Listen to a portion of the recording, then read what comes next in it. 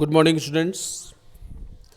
Today I am back again with one more video, and this time this video is dedicated to the students of class 12th. Now, students, listen carefully to this video for the coming 10-15 minutes. This will be very helpful to you.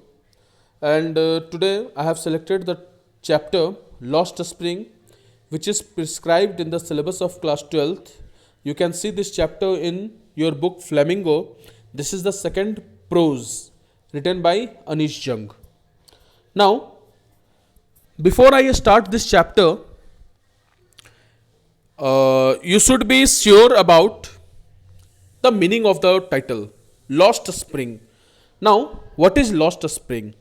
Here, a spring is the name of the season. You name it, you mean it, you understand the meaning of the spring. Spring is one of the most prestigious, one of the most favorable seasons. Okay, and lost. Lost means not in touch. Okay, so this chapter deals with the stories of a stolen childhood. Now, stolen, lost, spring is here compared with childhood. So, why childhood? See, students, it is believed that in human life, the human life has been divided into four categories: student's life, married life, and then old age. Okay, so among all these life phases, childhood life is considered to be the most enjoyable period in human life. In the same way, among all the seasons, spring is considered the most pleasant. And lost. Why lost?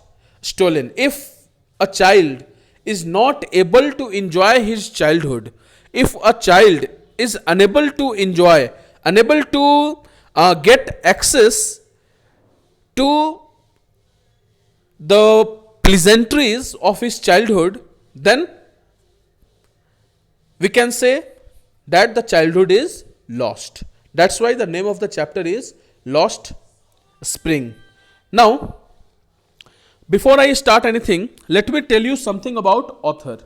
You can see in the screen, I have shared you the PDF of the chapter. You can read the chapter and understand it very well. Meanwhile, I am explaining it. Come to the screen and see about the author. He was born, Anish Jung, born in 1964, was born in Rourkela and spent her childhood and adolescence in Hyderabad. She received her education in Hyderabad and in the United States of America. Her parents were both writers. Anish Jung began her career as a writer in India. Now, she had been an editor and columnist for major newspapers in India and abroad and has authored several books. The following is an excerpt from her book titled Lost Spring: Stories of Stolen Childhood. Here she analyzes the grinding poverty and traditions which condemn these children to a life of exploitation. So you can say that Anish Jung, she has written all her stories regarding the career, regarding the problems, dealing the problem of children. Okay, so stories of lost childhood. Okay, so what is the theme of this chapter? Let us come to the theme of this chapter. The theme of this chapter is the author unveils the utter destitution of the rag pickers of Simapuni and the bangle makers of Firozabad. This story describes the grinding poverty and tradition that compel the children to live a life of exploitation. This chapter is divided into two categories. Means in this chapter, Lost Spring, we will read two stories. First story, the title is with Sometimes I Find a Rupee in the Garbage. This you can see. And the second story, I am scrolling out. Second story is I Want to Drive a Car. You can see here, I want to drive a car. Now, I am dealing these two stories one by one. Now, the first story starts with Sometimes I find a rupee in this garbage. Here, the name of the protagonist is Sahib. Sahib is a boy, a child, merely of the age 10, 11, 12 years old, you can say. And the child belongs to what? low class family. He belongs to BPL line, BPL category, below poverty line, and to survive, to meet both ends together, to keep his body and soul together, he has to do some work because he does not belong to a well off family. Getting my point? So, to survive, he has selected rag picking as means of survival. Okay, rag picking, you have seen a lot of rag pickers. So, Sahib is the son of a migrant family from Dhaka. Dhaka, the capital of Bangladesh, okay, the neighboring country, east side. So, Sahib is a son of migrant family from Dhaka, is a rag picker who lives in Simapuri. Simapuri, the name suggests Sima means border. So, near the border of Delhi, you will find a place Simapuri. It is at a periphery of Delhi and goes about barefoot, rummaging around in the heaps of garbage to earn his livelihood. So, Sahib with his family, they are rag pickers and they collect something valuable out of the rags, and after selling them, they earn the means of livelihood. Okay. Now, for those children like Sahib, heaps of garbage is like a gold mine. Thousands of such children live with their families in Simapuri. They live in a slum with not even the basic amenities such as water and sanitation available to them. These families are living in utter poverty. The children have nothing else to do except rag picking, through which they earn something to eat at least. Garbage to elders is means of survival, but for these children is a magical wonder. In order to earn better, Sahib starts working at a tea stall where he is paid rupees 800 per month, but it seems he after this has lost his carefreeness. He works for someone else and is not known longer of his own master. This loss of identity weighs heavy on his tender shoulder. So, in this chapter, first part, we will read that the writer Anish Jung talks with Sahib, and what she talks, that why do you do this? Then he answers, for the means of survival. Then, are you happy? He said yes. Then later on he gets a job at a tea stall and he gets rupees 800.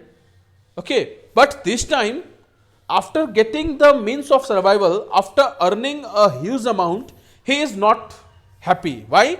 Because now he is not the master of his own. Now he is one of the slave working in a tea stall. Okay. So Anish Jung then tells about Sahib, that what is the meaning of Sahib. When she asks that, do you know what is your name? Then he says, yes, my name is Sahib Alam. Do you know the meaning of your name? No. Then writer says the meaning of the name Sahib Alam is Lord of the universe. Then Sahib is not able to believe the meaning, that how a man who is begging on the road, who is picking up the rags, can be the Lord of the universe. This is not possible. So that's the contradiction in his name. Okay. Now, coming to the second part, I want to drive a car. Here, now one more thing which I left in.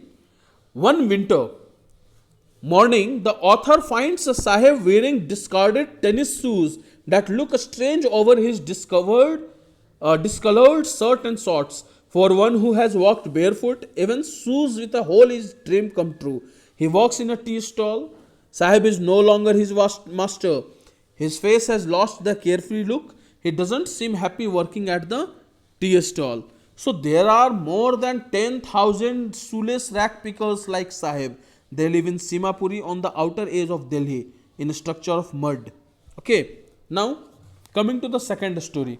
The second story is I want to drive a car, and who is the protagonist? Here the protagonist's name is Mukesh. Now the author comes across Mukesh in Firozabad. Firozabad is a very famous city in India which is famous for glass blowing industry, Bengal industry. His family is engaged in bangle making, but Mukesh insists on being his own master. I will become a motor mechanic, he announces. I will learn to drive a car, he says. So, what he says that I want to become a motor mechanic and I want to learn how to drive a car. Firozabad is famous for its bangles. Every other family in Firozabad is engaged in making bangles. Okay. They walk down a stinking lanes choked with garbage past homes that remains hovels with crumbling wall, wobbly doors and no windows. Humans and animals coexist together. Okay. So, now Mukesh's grandmother has watched her own husband go blind with the dust from polishing the glass of bangles.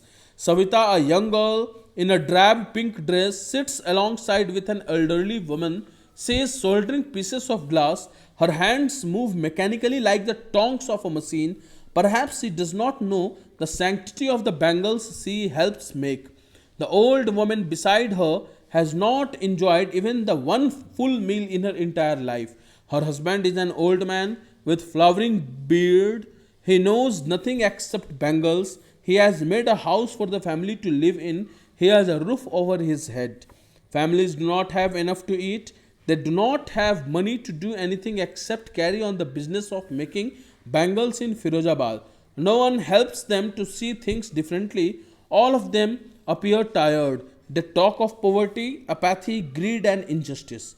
Two distinct worlds are visible. One, families caught in poverty and burdened with the stigma of caste in which they are born. The other, a vicious circle of moneylenders, the middlemen, the policemen, bureaucrats, and politicians. Together, they have imposed the beggar on the child that he cannot put it down. He accepts it as naturally as his father. To do anything else would mean to dare, and daring is not part of his growing up. The author is cheered when she senses a flash of it in Mukesh, who wants to be a motor mechanic. Okay, so coming to the important points in I want to drive a car. Listen carefully. At Firozabad, there is a glass blowing industry, and there is a teenager whose name is Mukesh who wants to become a motor mechanic. Second, every other family in Firozabad is engaged in bangle making industry. Now, many children work in these factories without knowing that child labor is illegal, but still they are doing so. Why? To earn money to support the family member. It is very hazardous. Living standard is very low, and human and animals exist together. Mukesh took Anish Chung to his house where he lives with his mother, deceased father, elder brother, and his wife. This young woman is a caretaker of the three men of the family. Glass blowers' families seem to be living under an eternal curse. Hunger, poverty, debts, disease, and death seem to be there a lot. Now, Savita, we will talk about Savita, is a young girl. Mukesh's sister-in-law is burdened with big responsibility of entire family. Mother-in-law complains she never got a belly full of food in life. Father-in-law almost blinded and seriously diseased. Years of mind mumbling toil has killed all initiatives and the ability to dream. Workers cannot organize themselves because of the vicious circle of sahukars. Okay, middlemen, policemen, bureaucrats, and politicians. A spiral that moves from poverty to apathy and greed to injustice. Dreams crumbles in the face of harsh realities. So, Mukesh has not been put under the yoke so far. His spirit is free, and he still dares to cherish his dream of becoming motor mechanic. Okay, so what is the theme? Coming to the theme of the story. A spring is the season of bloom. A spring is metaphor of childhood and is associated with every child at the beginning of a bright future. Childhood is associated with innocence, physical stamina, and vitality. It is also the stage for gaining a skill and knowledge, learning and going to school. Lost Spring by Anish Jung is a description of those poor children who are condemned to poverty and a life of exploitation. The two protagonists of the chapter, Sahib Alam and Mukesh, lose their childhood while carrying the burden of poverty and illiteracy. In their bleak stories of exploitation, the author finds glimpses of resilience and hope. Okay, thank you.